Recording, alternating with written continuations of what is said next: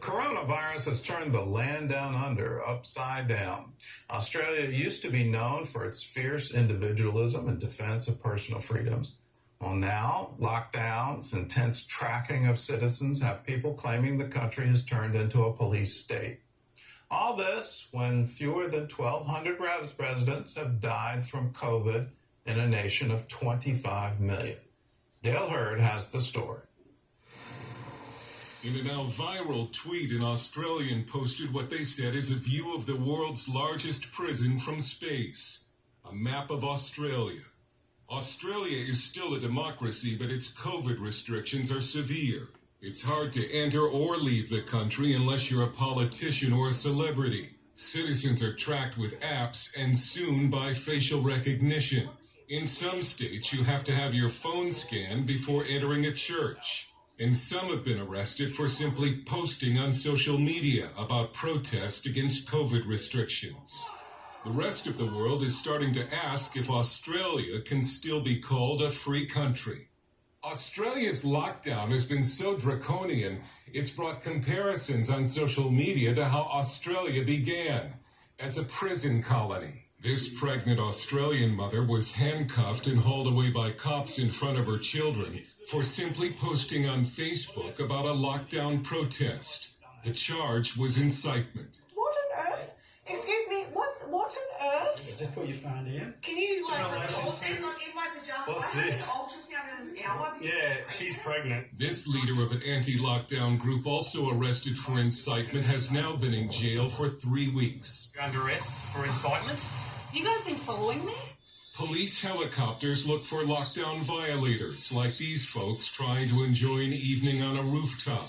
And the government has fired rubber bullets and tear gas at anti-lockdown protesters, including children. James Allen, Garrick Professor of Law at the University of Queensland, calls it heavy-handed despotism. It's been appalling in Australia, and I say that as a big fan of Australia. I'm Canadian, you can tell from the accent. But it's come as a real shock to me how conservative friends are perfectly happy to go along with this. Australia consists of 6 states and 2 territories, each with their own COVID restrictions. Under a new home quarantine plan for international travelers, if you don't send the government your photo and location when it sends you a text, the police will come to your door.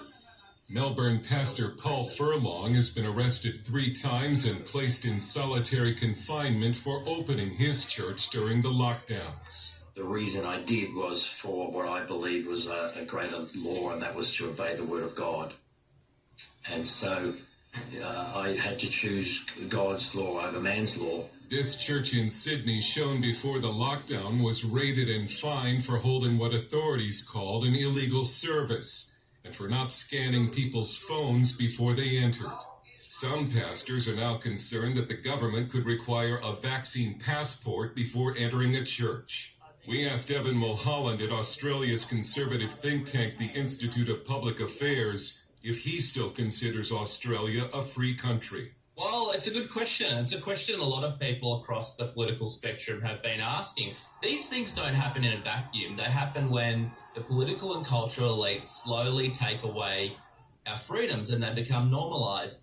Australians have also begun turning in one another to authorities, East German style. In this tweet, an Australian mother was desperate to find a way home with her son and needed to cross a state border, violating lockdown restrictions.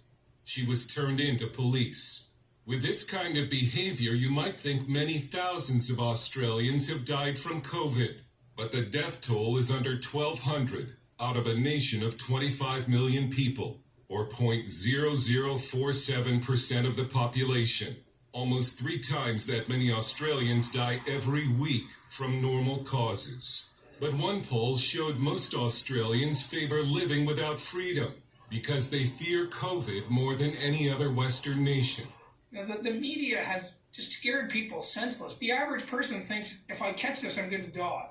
There have been several large and sometimes violent demonstrations against the lockdowns and against planned vaccine passports, and hundreds have been arrested. The government says the death toll would have been much worse without lockdowns, and is saying now that life can only return to normal when most of the country is vaccinated. They describe giving back our freedoms as some sort of a treat, as some sort of a reward, something that can be given back to us and aren't our fundamental freedoms that were stolen from us in the first place. The Australian journalist Clive James once said the problem with Australians is not that so many of them are descended from convicts, but that so many are descended from prison officers. It's a quote that's being talked about a lot these days. Dale Hurd, CBN News. Now, don't think this can't cross an ocean and come to us. The panic, if you will, over COVID-19 is certainly spreading. It definitely spread to New Zealand, where someone was arrested literally for having KFC in the trunk of their car. So you look at these mandates, these mandatory lockdowns. Are we going to get to mandatory vaccinations? All in an effort to stop a horrible disease. I don't want to minimize COVID-19, particularly if you're at risk, which means, are you over 60?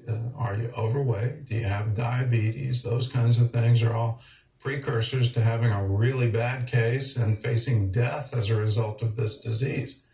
But that's not most people. And so you look at what I consider draconian measures, where you shut down churches. We've seen that here in the United States. California had a series of lawsuits. They all lost them because of our rights under the Constitution for freedom of religion and freedom of assembly. All of this is being tested to the limits. The most disturbing thing, and you can point to a lot of things that are disturbing to this, but it's the arrest and imprisonment of someone for trying to protest against the regulations and using the word incitement.